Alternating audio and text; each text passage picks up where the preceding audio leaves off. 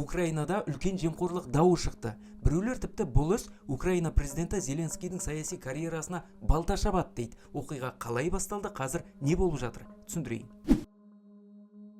Украинада соңғы күндері елдің саяси элитасын сілкіндірген үлкен жемқорлық жанжалы өршіп тұр. Бұл дау шлагбаум ісі деп аталады. Қараңыз, оқиға былай басталған. Елдің антикоррупциялық органдарының мәліметінше, елдің қазіргі және бұрынғы бірнеше шенеунігі, сондай-ақ президент Владимир Зеленскийдің жақын досы, бизнесмен Тимур Мендич энергетика саласындағы ірі парақорлық схемасына қатысы бар деп күдікке ілінген. Украинада Энергоатом деп аталатын мемлекеттік кәсіпорын бар. Бұл елдің бүкіл атом электр станциясына жауапты кәсіпорын болып отыр. Бұл кәсіпорын ондаған миллион долларлық жымқыру схемасының орталығына айналған делінеді. Осы істің басқасында тұрған Тимур Мендич деген адам бар. Ол Украина президенті Зеленскийдің жақын досы әрі бұрынғы бизнес серіктесі делінеді. Екеуі бірге тіпті бұрын квартал 95 деп аталатын жобада студияда бірге жұмыс істеген. Антикоррупциялық бюро мәліметінше, Мендич пен оның серіктестері Энергоатом арқылы компаниялардан 10-15% пара алып отырған. Яғни біреу зауытқа құрал жабдық жеткізсе, не қызмет көрсетсе, ақшасын тек пара берген соң ғана алған, ал бермесе төлем тоқтайтын. Бұл жүйе елде соғыс жүріп жатқан кезеңде жұмыс істеген. Яғни елде электр тапшылығы болып жатқанда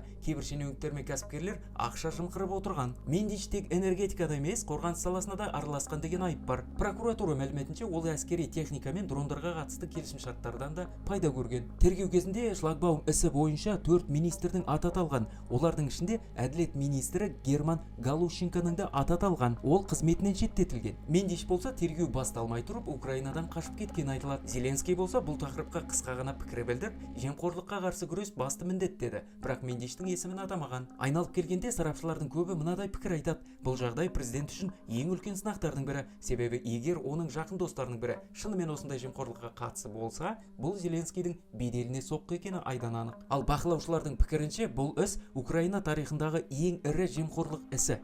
Алда не болады, оны Ақылтай Ньюс телеграм арнасынан оқи жүріңіз, сілтеме профильде.